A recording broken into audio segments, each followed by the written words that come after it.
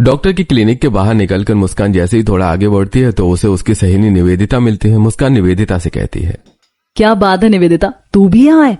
Hair specialist के पास आई है? तेरे भी बाल मेरी तरह झड़ रहे हैं क्या? हाँ यार, बल्कि मैं तो अपने झड़ते बालों से काफी परेशान हो चुकी हूँ। सोचा डॉक्टर को दिखा लूं, हो सकता है कि मुझे थोड़ा आराम मिल जाए। ठीक है, दिखा ले। मैं भी अभी डॉक्टर को दिखाकर शैम्पू, सिरम और टैबलेट्स लेकर आई हूँ। ऐसा कहकर मुस्कान अपने घर की तरफ चली जाती है और निवेदिता डॉक्टर की क्लिनिक में चली जाती है। मुस्कान जब घर आती है तो शिवम खुश होकर उसे बताता है, मुस्कान, मेरी माँ और पिताजी से बात हो गई है और मैंने उन्हें बता दिया है कि मैंने तुमसे शादी कर ली है।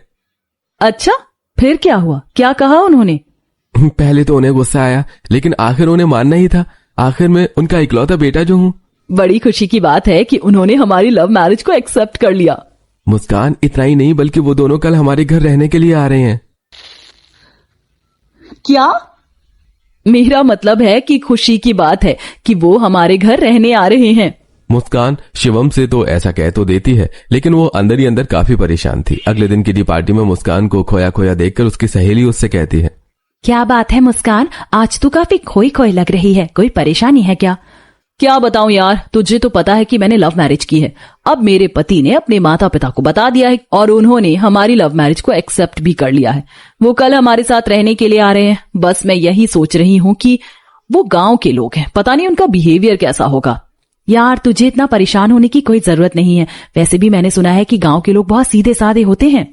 कंचन की बात सुनकर मुस्कान को थोड़ी तसल्ली मिलती है। शाम को जब मुस्कान घर आती है तो शिवम मुझसे कहता है, मुस्कान चलो हम मॉल चलते हैं, घर के लिए कुछ चीजें लेनी है। कल माँ और पिताजी आ रहे हैं, घर में किसी चीज की कमी नहीं रहनी चाहिए।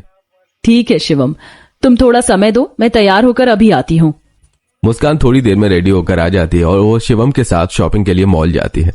मॉल में शिवम कुछ ड्राई फ्रूट्स, हलवा बनाने के लिए सूजी और कुछ अलग अलग तरह की चीजें खरीदता है, जबकि मुस्कान सिर्फ अपने लिए शैम्पू और सीरम ही देखती रहती है। ये देखकर शिवम कहता है, मुस्कान घर का और सामान भी खरीदोगी या सिर्फ शैम्पू और सीरम ही देखती रहोगी? हाँ हाँ, चलिए और भी सामान खरीद लेते हैं।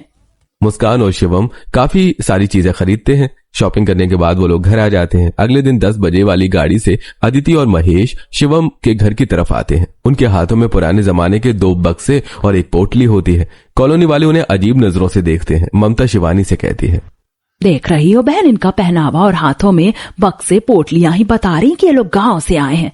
हाँ बहन, सुना है कि ये शिवम के माता पिता हैं जो गांव में रहते थे, अब शिवम के पास रहने के लिए आए हैं।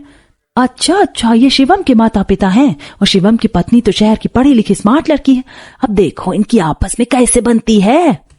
जहाँ एक तरफ कॉलोनी वाले उन्हें देखकर तरह तरह की बातें कर रहे होते हैं, वहीं दूसरी तरफ अदिति और महेश खुशी खुशी शिवम के घर पहुंचते हैं। शिवम उनके पैर छूता है और खुश होते हुए कहता है, अरे माँ पिताजी, ये मुस्कान है आपकी बहू।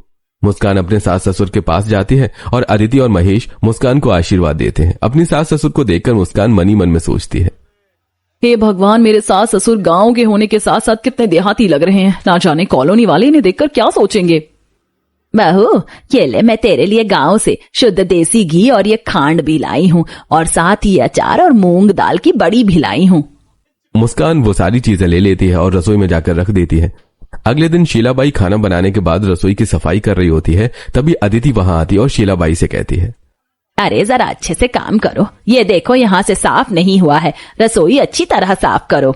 शीलाबाई अदिति को घूर कर देखती है और फिर से सफाई में लग जाती है। थोड़ी देर बाद वो बालकनी में फूलों में पानी डाल रही होती है। तभी अदिति वहां आती है और कहती है, अरे नीचे नहीं देख रही हो? नीचे गमलों के आसपास कितनी मिट्टी जम गई है, जरा